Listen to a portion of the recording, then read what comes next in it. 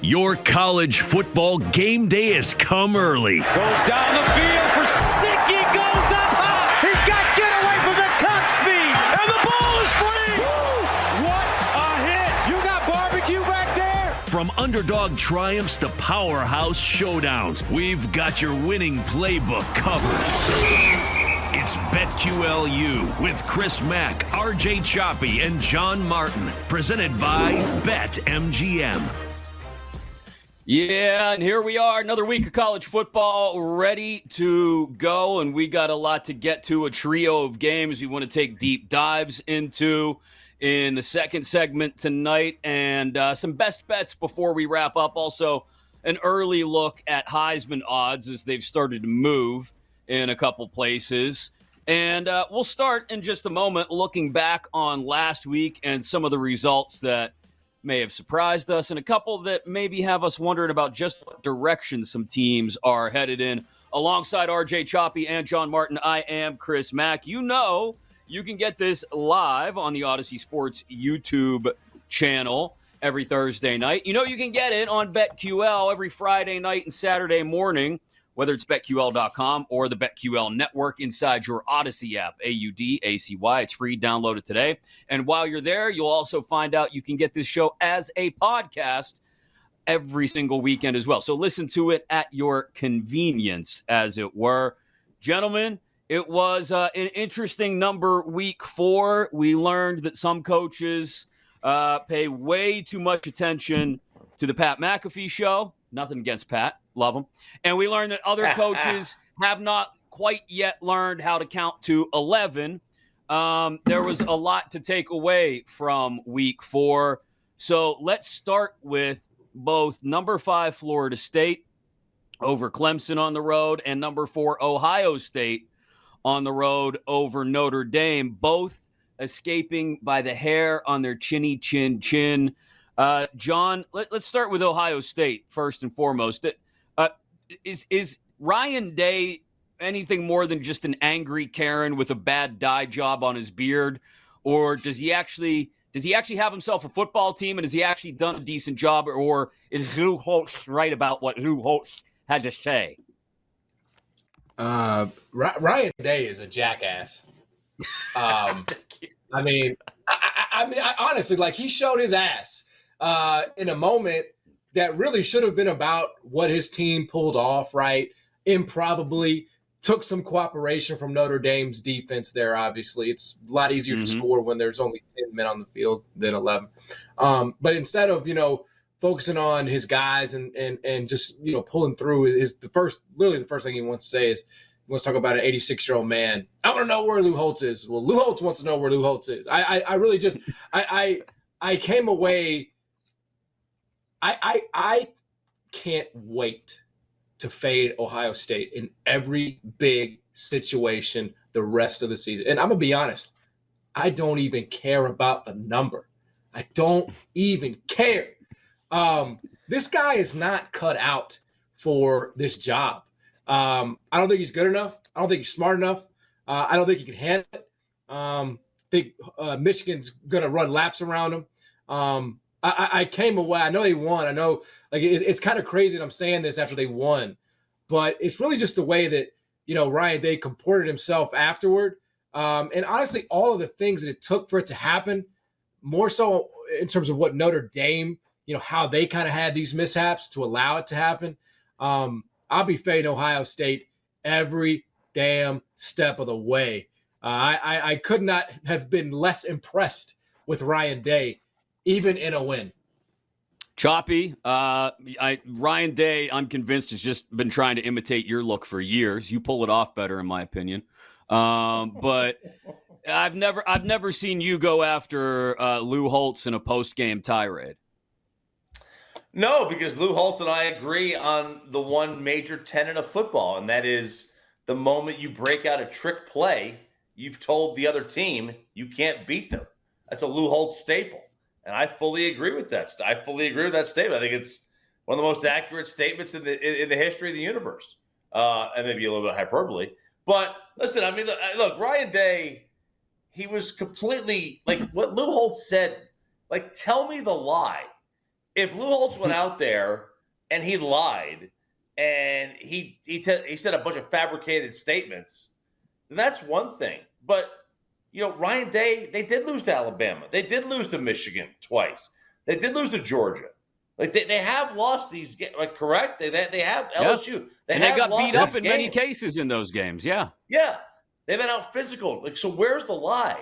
If you can't handle your own truth, that's not my problem, man. It just isn't. Sometimes the truth is hard to take. I've had to take it in my life, both personally and professionally. It ain't easy to take. I promise you that. It messes with you. Probably not for 24 hours. Probably for 24 weeks. It can mess with you learning the truth. But sometimes you got to hear it. And he heard it. And he couldn't wait to find the camera. And then the fact that some knucklehead on TikTok found him saying, "Hey, watch this. Watch this. Watch what I'm going to do. Watch what I'm going to do here on live. Watch what I'm going to plan here on live TV." Like he's Deion Sanders going after some 90-year-old. Come on, man. What are we doing here?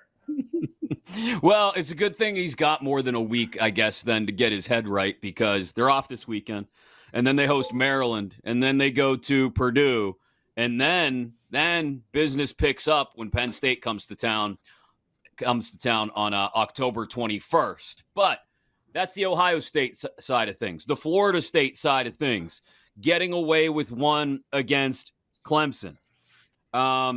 First of all, this puts the ACC in a stranglehold. If Florida State doesn't end up in the ACC championship game, it will mean an utter collapse down the stretch.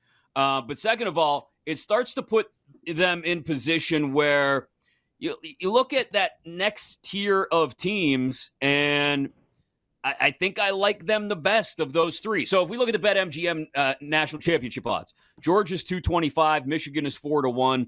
Then you come down to the second tier of Florida State plus 850. Ohio State 9-1, Texas 9-1. I like what I've seen from Texas so far this year, but Florida State's probably my favorite out of those three there, John, of that second tier, if we want to call them that. Yeah, completely agreed. They've got the coach, they've got the quarterback, and oftentimes in a year where you're going to have a run like this, you have to have games like Saturday where they probably shouldn't have won, for being honest. They caught a lot of breaks, but they capitalized on those breaks and they took full advantage. And I don't think you should ever apologize for that. So I've always, again, I covered Mike Norvell when he was at Memphis, so I know sort of his philosophies. I know exactly what he's all about. And, he's a guy that's going to be aggressive. He's got the quarterback to do it. I mean, that guy can make every throw, in the book. So you combine those two things, soft schedule in the ACC, you've already gone through Clemson. So I do. I mean, we talked about this before the season started, how much I liked Florida State to win the ACC. And they basically wrapped it up. In my opinion, over the weekend, and I don't see them slowing down. Yeah, and that's the thing that I still wonder about with Ohio State, with everything going on in this second tier that we talk about: Florida State, Ohio State, Texas. I've said it before. I'm going to say it until it ends up proving itself wrong or proving itself right. The rest of this season is about the quarterbacks. And they don't have the quarterback, in my opinion, Choppy. Kyle McCord is nowhere close to what you see with the rest of the top 5, top 10. No, I mean, look, you look at the schedule, obviously, and, from Florida State's perspective, they're not going to face it. All right, correct me if I'm wrong. Can Notre Dame make the ACC championship game this year? I don't even know anymore. I know they made it during the COVID year, but I don't know. No. I don't think they can. So if they can't, then the only real kind of threat is North Carolina. Does anybody trust North Carolina? No. That's right. Who else is the threat? Who else is the threat? Well, Miami. Team we might talk about later. Duke is one to keep an eye on. I know that sounds crazy. I know that sounds nuts.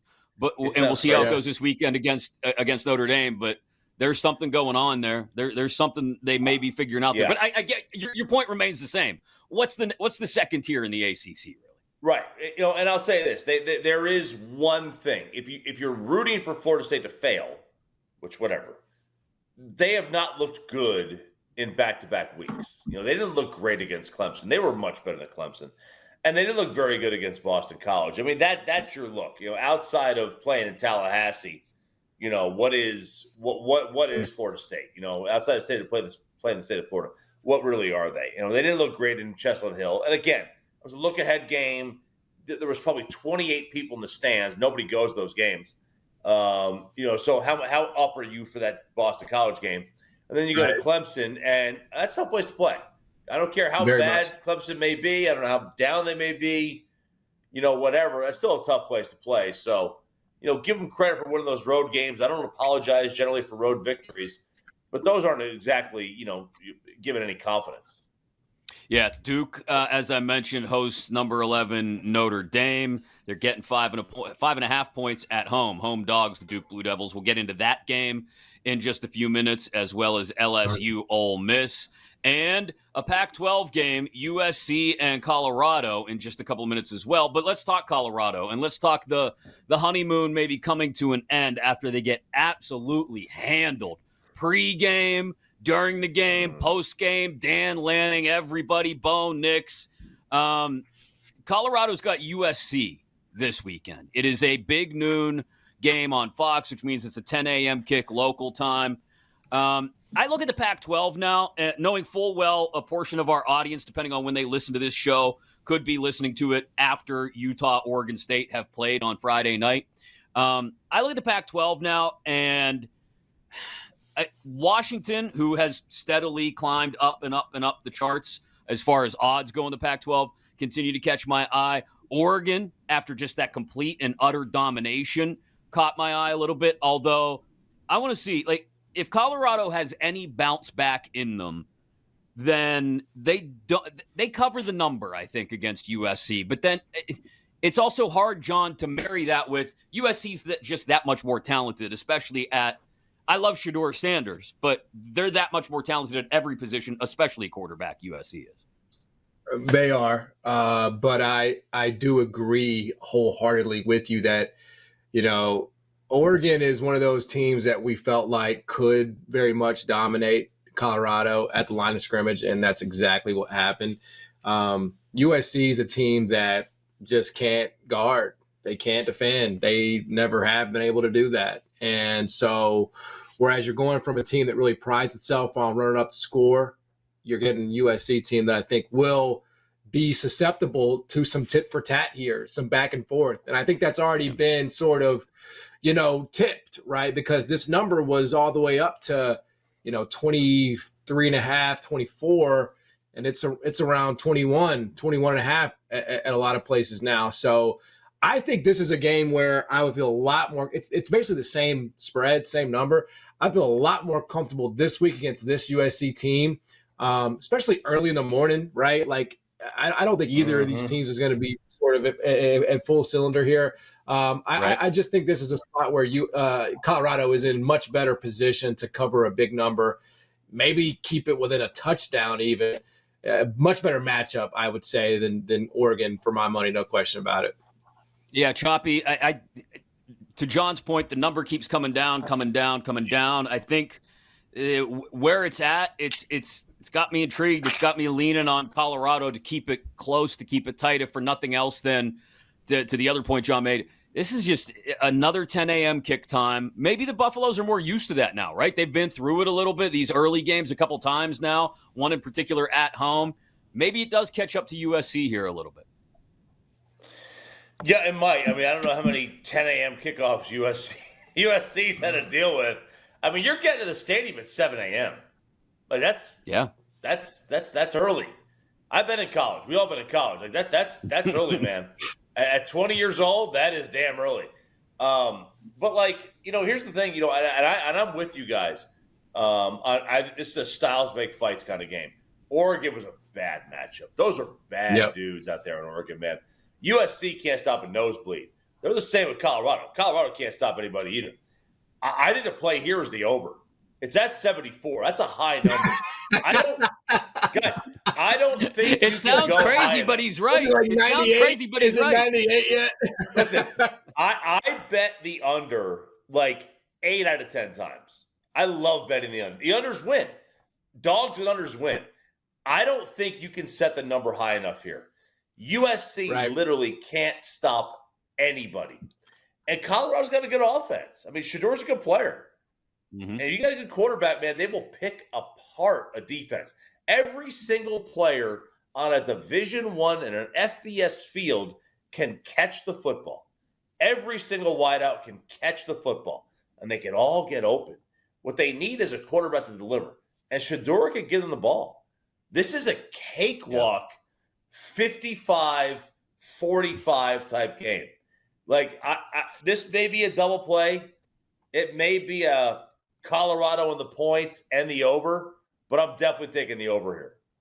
Some more numbers on USC Colorado when we come back, and we will talk a little bit later about another guy out in the Pac-12 at quarterback who has been, talk about steadily climbing the charts. His team's been doing it. He has been doing it as well. We'll dive into some Heisman names a little bit later. But coming up next, we got some games we want to dive into, including Notre Dame, Duke, LSU, Ole Miss, all on the way alongside John Martin and RJ Choppy. You got it locked in right here. I'm Chris Mack. This is BetQLU. You've been listening to BetQLU, presented by BetMGM. If you missed any of the show, listen back anytime on the new and improved Odyssey app.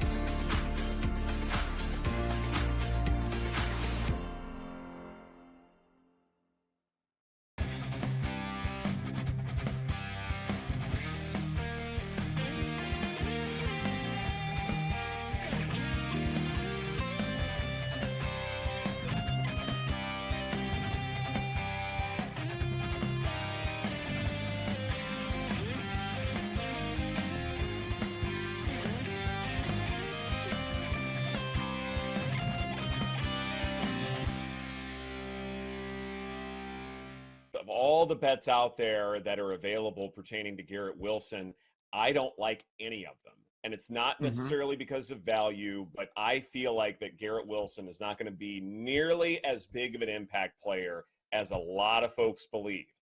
One of the things that I love doing in terms of evaluating receivers, I look at weighted opportunity ratings from last year. You're looking at air yard share, target share, all that good stuff. Garrett Wilson last season, bad quarterback play and all, he ranked 24th in terms of weighted opportunity ratings. So, yeah, the Jets utilized him a good bit, but he wasn't utilized nearly as much as, say, some of the other wide receiver ones out there in the NFL, like a Devontae Adams and guys like that. Garrett Wilson was fairly far down the list. In terms of most receiving yards, no value to me. Most reception offers, no value. His yardage total is 1125.5. I like the under or no play because there are other receivers I feel like Aaron Rodgers could go to. And the only way that I think Garrett Wilson offers some value is if he turns out to be Devontae Adams. If he is of that caliber, then I think it's okay.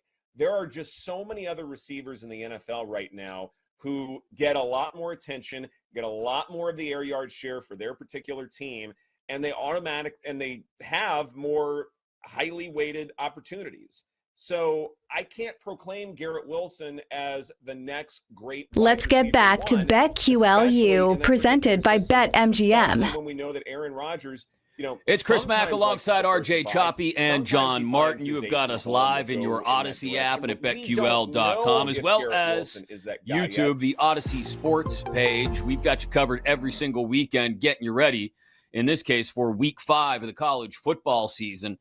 I just had a thought, because we were talking about USC Colorado before the break, boys, and the total 73.5. I think we're all on the same page that it's very hard to not lean over there. But here's my question. What would the number have to be for you to feel good about the under, John? I would say probably 82.5. Yeah. I was going to go 80.5, but Choppy, you threw. You're ready to throw triple digits out there, I think. I mean, right? I mean, seriously, that is it, right? I mean, that's. I don't know how these teams stop each other. Yeah, the USC defense. The only thing that stops Colorado from scoring points this weekend, I think, is Colorado, right? And I don't think anything's going to slow Caleb Williams down. You're right. 100 might be a solid number. Good Lord, that's insane. Anyway, we talked USC Colorado and the bounce back that the Buffs need against the Trojans at home in an early start. But the Pac-12 as a whole, guys, before we get into this, and I want to get into LSU Ole Miss, which is a huge one in the SEC West. Want to get into Notre Dame Duke, which is a chance for Duke to kind of stake their claim as the leader of the pack in the second tier of the ACC, like we discussed earlier. But real quick, do want to touch on the Pac-12. Like I said, depending on when people are listening to this, whether it be before or after the Utah-Oregon State game, they may feel a little bit differently about each of those teams. But going into that game, USC plus 225 to win the Pac-12, Washington 250, Oregon 260. Then you get to Utah at 6-1 before you drop down to Washington State 14-1, Oregon State 16-1. If I gave you $100 to place a Pac-12 conference championship bet right now, Choppy, who would it be on? Oh, to win the conference. Shoot, that's tough. Honestly, it's on either Oregon or Washington. It's not on USC. First of all, there's no value with USC. Second of all, this year so far, just this year, they got the third best quarterback in the conference. This year. Now, overall, they don't. Yeah. Right? Caleb's going number 1. Tell me the quarterback that's playing better than Michael Penix this year. If he's not your Heisman favorite, who is? Of all the bets out there that are available, if you're playing the game in Oregon, Bo Nix is a monster. And it's not he's a menace. He needs to be put, honestly, he needs to be on like a most wanted list. Not going to be some kind of an FBI watch list when he plays at home. A lot of folks. That dude's a problem. One of the things that I love doing in terms of evaluating receivers. I mean, you called that last week, by the way. Home Bo is a whole lot different than road Bo. Target share. Yep, he may struggle at Texas Tech. Garrett Wilson last season. A lot of people do. Bad quarterback play and all. Smell if there's a westerly wind. All you do is smell cow poop. wins. It's all So, you smell yeah, at Texas the Jets Tech on a utilized him west a good wind. bit, but he wasn't utilized. But like really seriously, as much that as, dude's say, some of the he's other amazing wide at home. receiver ones So out I there in think the I think NFL, like Washington and Devontae Oregon are my Adams and favorites guys out of like the that. Pac-12. Garrett Wilson was fairly Yeah, far down John, the list. I In lean. terms of most I want to receiving throw yards, Utah into the no mix value too, to me. just because of the Most defense reception and what it can offers, do no to value. anybody His on yardage any given total is Sunday or any 11.5 given and a Saturday. half. Pardon me, but I like the it's under hard to or bet no against play Washington the because way there are Penix other is playing right receivers now. I feel like Aaron Rodgers could go Yeah, to. I mean the only reservations I way have with that I think Washington is Garrett that are Wilson they offers some value are is he they turns out to be one-dimensional in Devontae that Adams. regard, right? If Are he they is just of about that Penix caliber, and that's really then I it? think it's Sort of the okay. same concerns I have There about are just USC. so many other receivers That's why in the NFL right now I would lean who Oregon get a lot more with that question attention, right now get a because lot I more do of the believe air they yard can share sort for of do it on their both sides of particular the ball, and they team, really and don't. I mean, Bo and they- Nix is good for what they ask him to do, but it's not like it's just the Bo Nix show. Go out there and make a miracle happen. They have other ways of winning games. So,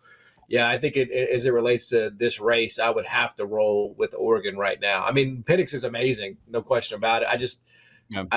Quarterbacks matter, but they can't be the only thing that you have going. And that's sort of why I have reservations.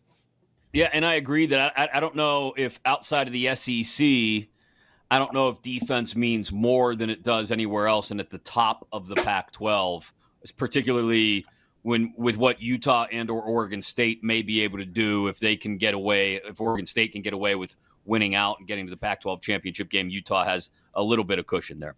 SEC now. LSU, number 13 in the country, Saturday night, laying 2.5 on the road at Oxford, Mississippi. Number 20, Ole Miss. Rebels have covered in 5 of their last 7 meetings with LSU. LSU's gone over in every game this season, the total at 67.5.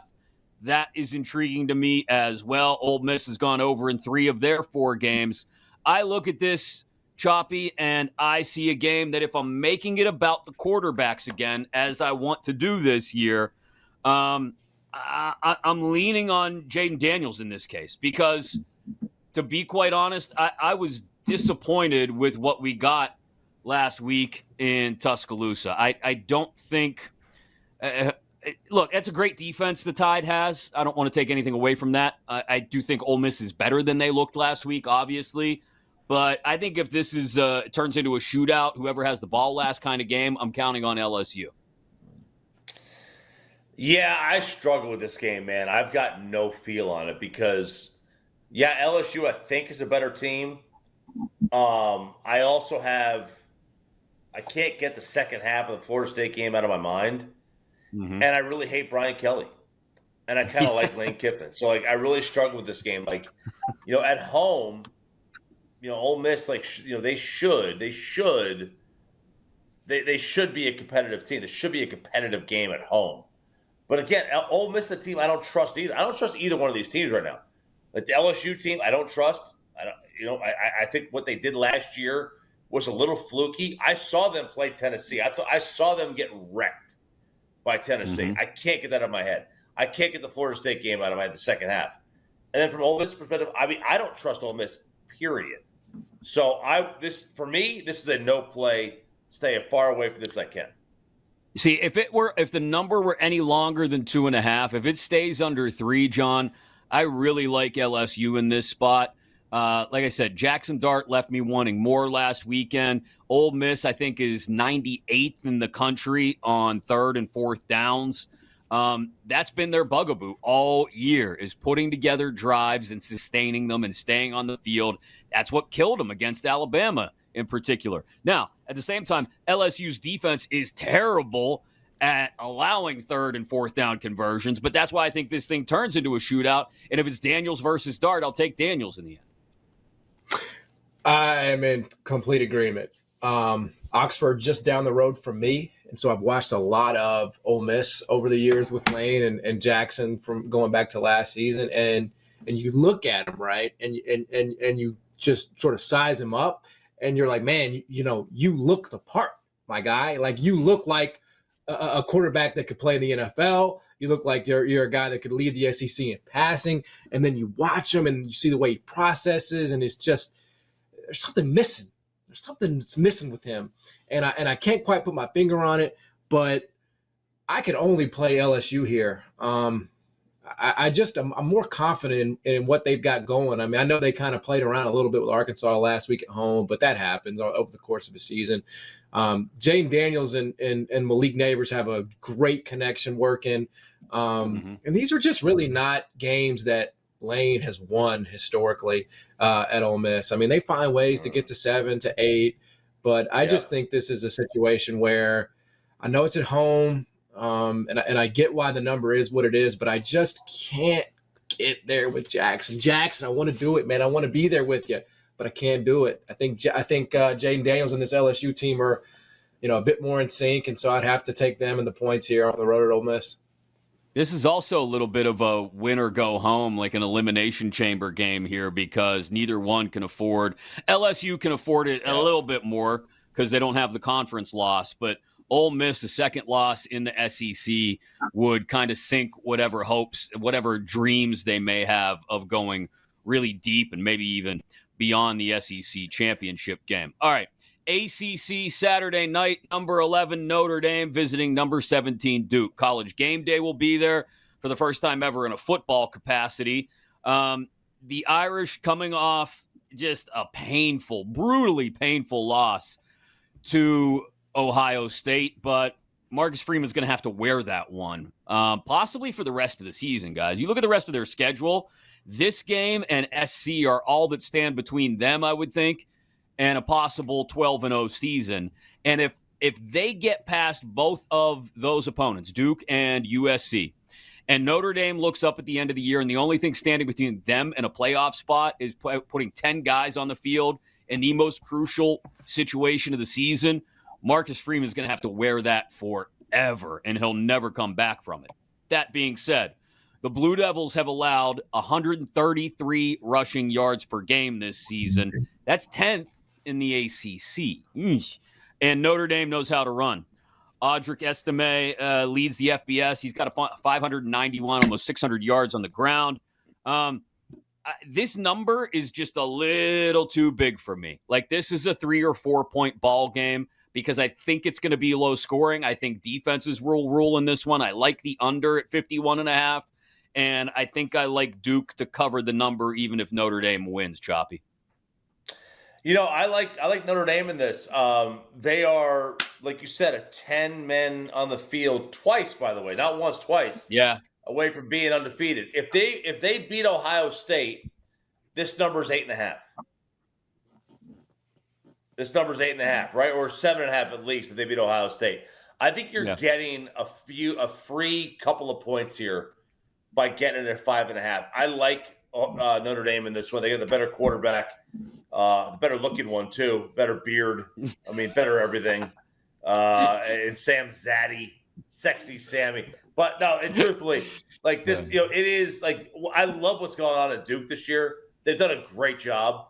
They still are undermanned. Notre Dame has, a dozen players in their starting rotation, at least, that plays over anybody on Duke. So, like, they are an overmatched team right now with a worse quarterback and a Notre Dame team that knows, quite frankly, if they win out, they got a legitimate chance of getting the Final Four. They do. They got a legit chance if they win out of getting in the Final Four. So, I like Notre Dame to win this one at least by 7. Ooh. John, Duke, Notre Dame. Is Duke legit? Like, we talked about that second tier of ACC teams earlier and how Florida State has separated themselves from the pack. But is Duke legit a part of that second tier in the ACC already? Man, I think so, but we really haven't seen much of them since that week 1 game against Clemson, right? They played Northwestern last week. They played UConn, I mean, that's what gives me a little pause on them, is that, we have that our opinions about Duke are based on 1 game 3 weeks ago. Most of us probably have. I mean, I actually was on the under in that UConn game, so I was watching it, but UConn's a mess. Like, it's really hard to gauge much of anything in terms of what Duke did or didn't do in that game. Like, honestly, Riley Leonard didn't even have to do that much against UConn. It was just a destruction from really kickoff. So I think, I believe that Mike Elko's a really good coach, and his name's coming up now for Michigan State, and that may be a great fit. It's hard for me to back them. It's hard for me to back them in this spot, only catching 5.5, which really is a dead number anyway, right? It's a dead number because it's really you're really saying Duke's gonna lose by 4, right? I mean, that's what you're saying if you take 5.5. Like that's really the bet, and I can't get there. It may happen. It very well may happen. I haven't seen much asked of them since that week 1 game against Clemson, where a lot went wrong for Clemson and a lot went right for Duke. So if I did play this game, I think I would have to go Notre Dame. Man, I'm the only one here on Duke. You're on an island. You're on Elko Island, man. I'll be on Elko Island. I mean, the guys rebuilt the thing in like a year and a half. I think I'm okay with that. He's really good. Island. I think watching the line move from wherever it opened at 4.5, I think in most places to 5.5 gives me a little bit of pause that it's moving in that direction. I just think I don't totally trust Notre Dame. And that's crazy to say based on, like you said, Choppy, 2 plays. But it's kind of based on 2 plays. It's kind of based on you had a game in your back pocket and you couldn't put it away. And how far does that trickle down from the coaching staff into every single last guy on the roster? I, like you, love Sam Hartman, but I like I like Riley Leonard a hell of a lot too. Like, the kid's just got the right attitude, right? Like, I'm going to prove you wrong. Nobody thinks I'm any good. All right. You think I suck? I'll go out there and show you I don't suck. You know what?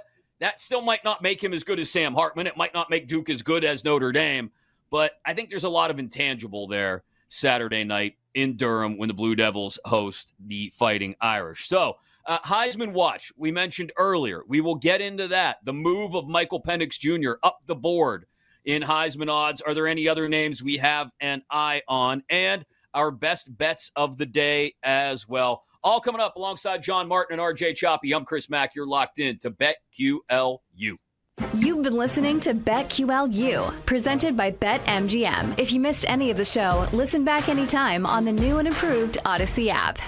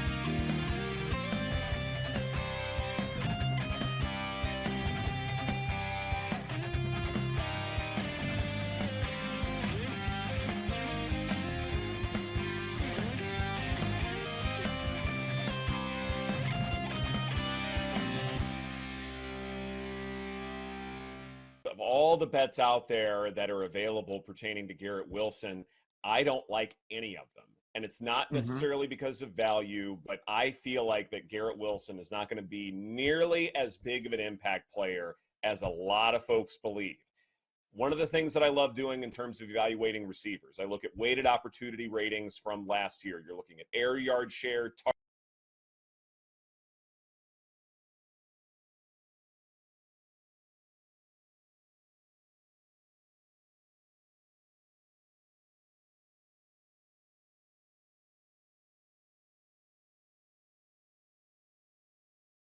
Let's get back to BetQLU, presented by BetMGM.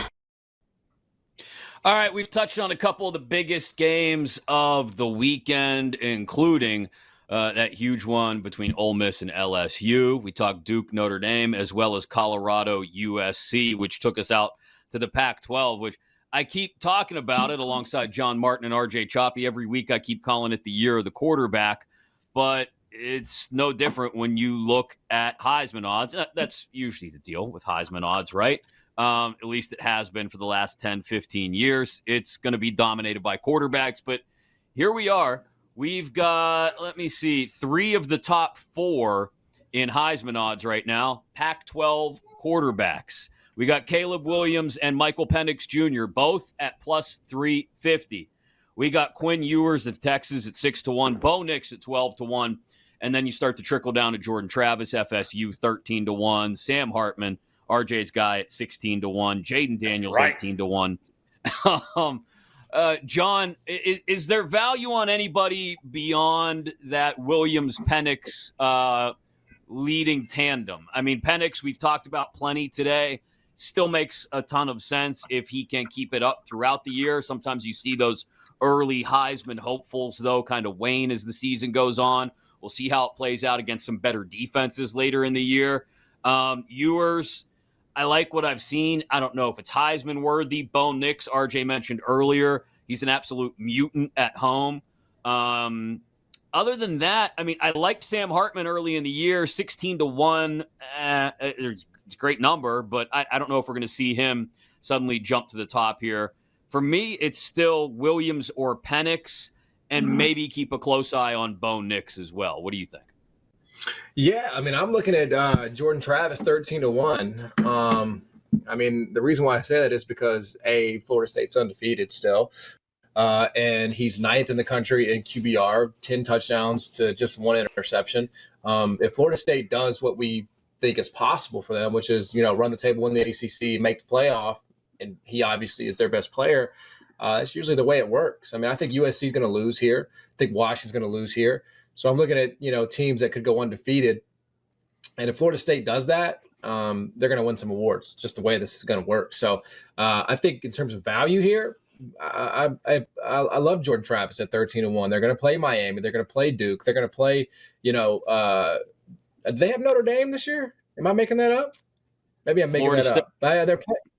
Yeah, I mean, they still have some teams on this schedule that, could vary. They play Florida. That's who it is. They play Florida. So they still have some teams on this schedule, where it's going to be a nationally televised ranked game, and that can help boost the profile here.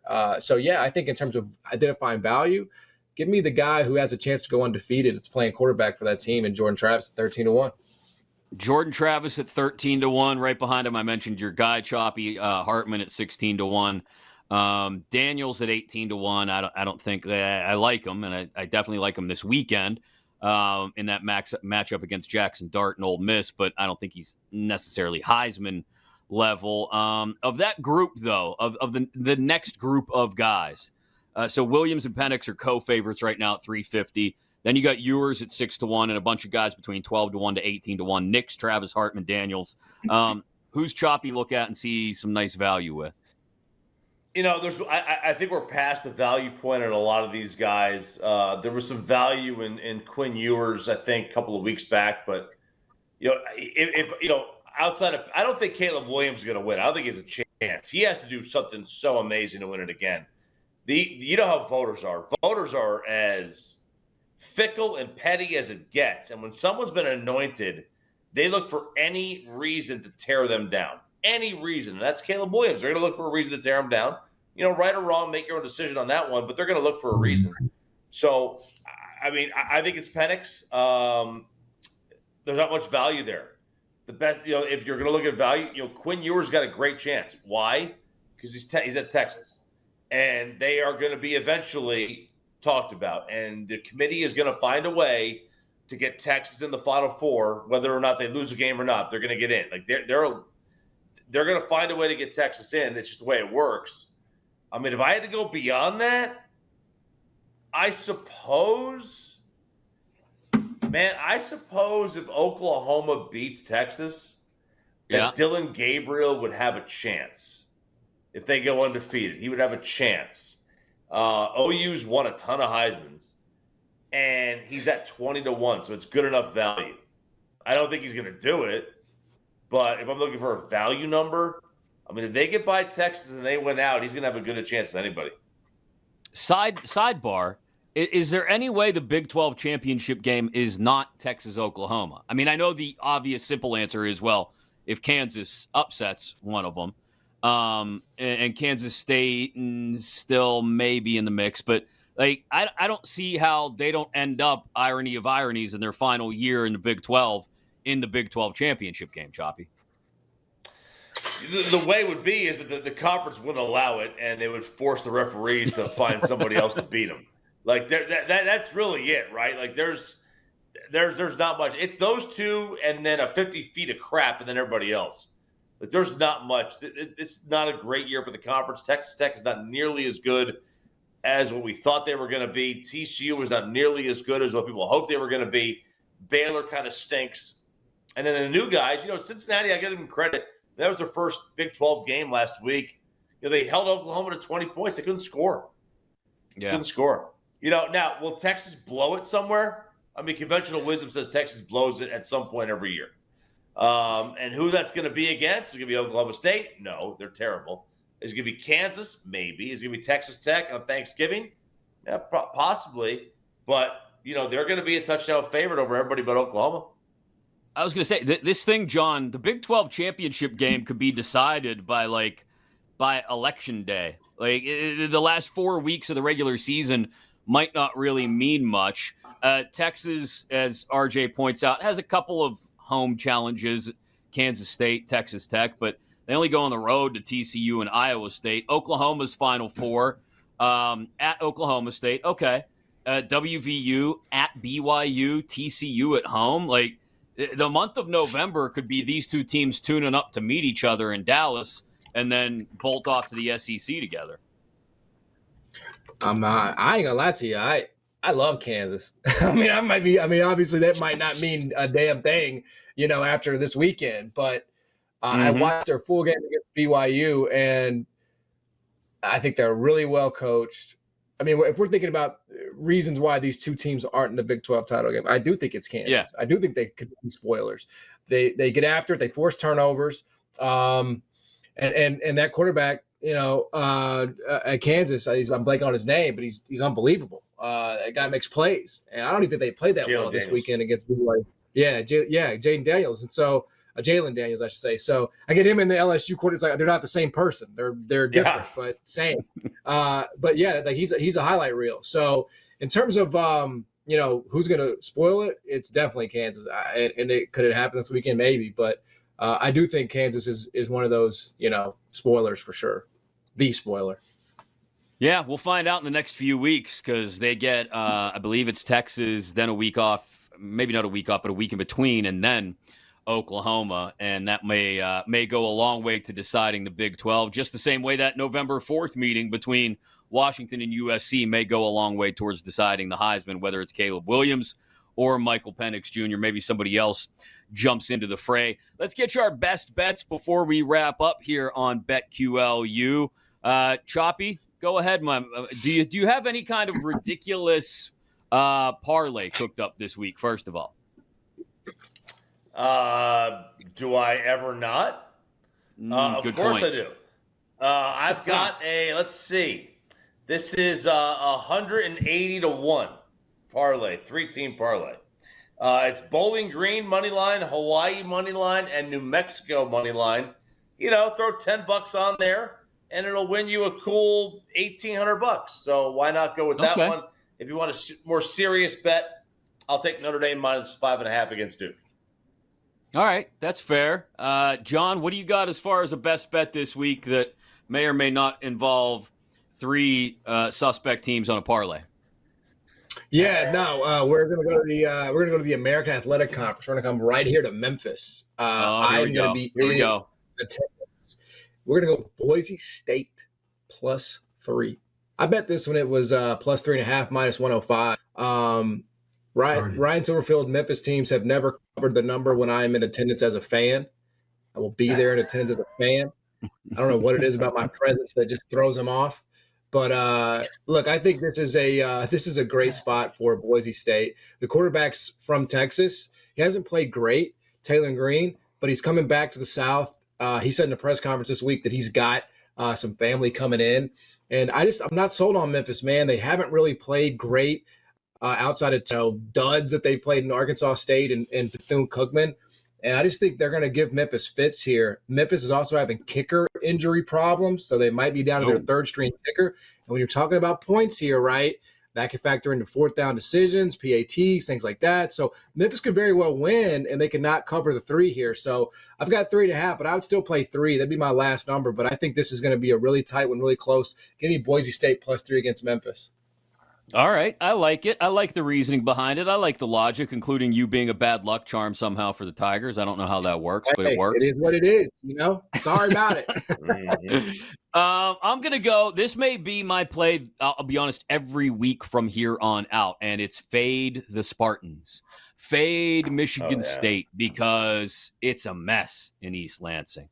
The Mel Tucker firing is now official. Names are starting to filter out as to who could be on the list next, including the guy right down the street here from me, Pat Narduzzi. Okay, let's see how that goes. But nonetheless, Mike Elko, who you guys mentioned earlier. Who else? Charles Huff from Marshall. Mike Tressel, Wisconsin defensive coordinator. All of them have some connection to Michigan State other than Elko and Huff. So a handful of names being mentioned there. I will take Iowa -12.5 at Michigan State because Michigan State has scored a grand total of, I think it's 13 points in their last 2 games. Is it 13 or 16? Let me double check my math there. 16 scintillating points scored by Michigan State in the last 2 weeks combined. Iowa may keep them to 3, may keep them to nothing. Who knows? They don't need to score a lot themselves. Again, it's not that big a number. Not in this case because Michigan State is a mess. Iowa 13-0 over Michigan State. There you go. That's my best bet for this week. All right. Don't turn it on. That's what it will be. That's what it will be. NBC, by the way, real excited they got this one in like their 5th week of having primetime games. Way to go, Big Ten, for serving it up on a platter to them. You don't have to watch it to win, so just keep that disclaimer in mind. Unless you're watching us here on BetQLU. Hell of a segue there, Chris. Thank you. I don't mind if I do. We do it every single week right here on Odyssey Sports YouTube channel, as well as on BetQL.com and inside your Odyssey app. Thank you for listening to us. AUDACY. It's free. Download it today. For RJ Choppy, for John Martin, I'm pointing the wrong direction because I'm bad at this, unlike Vanna White. Zach, our producer, thanks so much. We'll do it again next week right here on BetQLU. You've been listening to BetQLU, presented by BetMGM. If you missed any of the show, listen back anytime on the new and improved Odyssey app.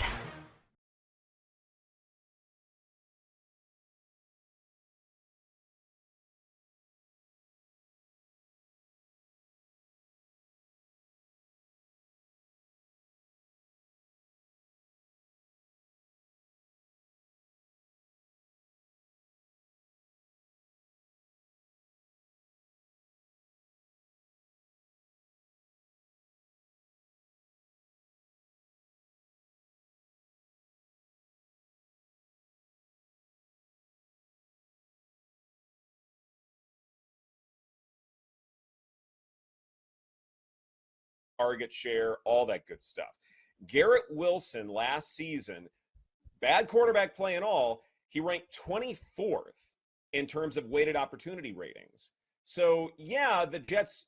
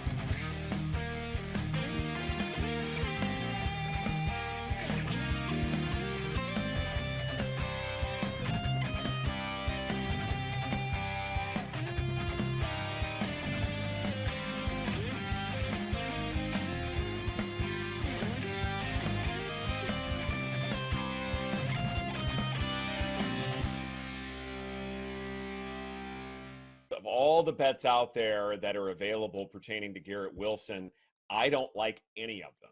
And it's not necessarily because of value, but I feel like that Garrett Wilson is not going to be nearly as big of an impact player as a lot of folks believe. One of the things that I love doing in terms of evaluating receivers, I look at weighted opportunity ratings from last year. You're looking at air yard share, target share, all that good stuff. Garrett Wilson last season, bad quarterback play and all, he ranked 24th in terms of weighted opportunity ratings. So, yeah, the Jets utilized him a good bit, but he wasn't used.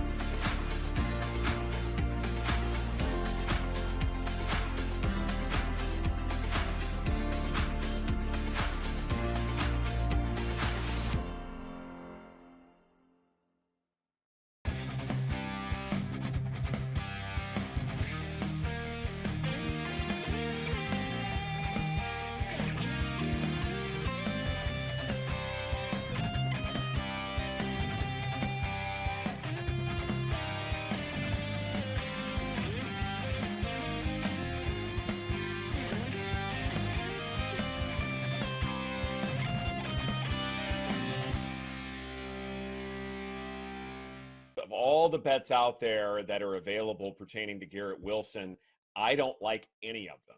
And it's not necessarily because of value, but I feel like that Garrett Wilson is not going to be nearly as big of an impact player as a lot of folks believe. One of the things that I love doing in terms of evaluating receivers, I look at weighted opportunity ratings from last year. You're looking at air yard share, target share, all that good stuff. Garrett Wilson last season, bad quarterback play and all, he ranked 24th in terms of weighted opportunity ratings. So, yeah, the Jets utilized him a good bit, but he wasn't utilized nearly as much as, say, some of the other wide receiver ones out there in the NFL, like a Devontae Adams and guys like that. Garrett Wilson was fairly far down the list. In terms of most receiving yards, no value to me. Most reception offers.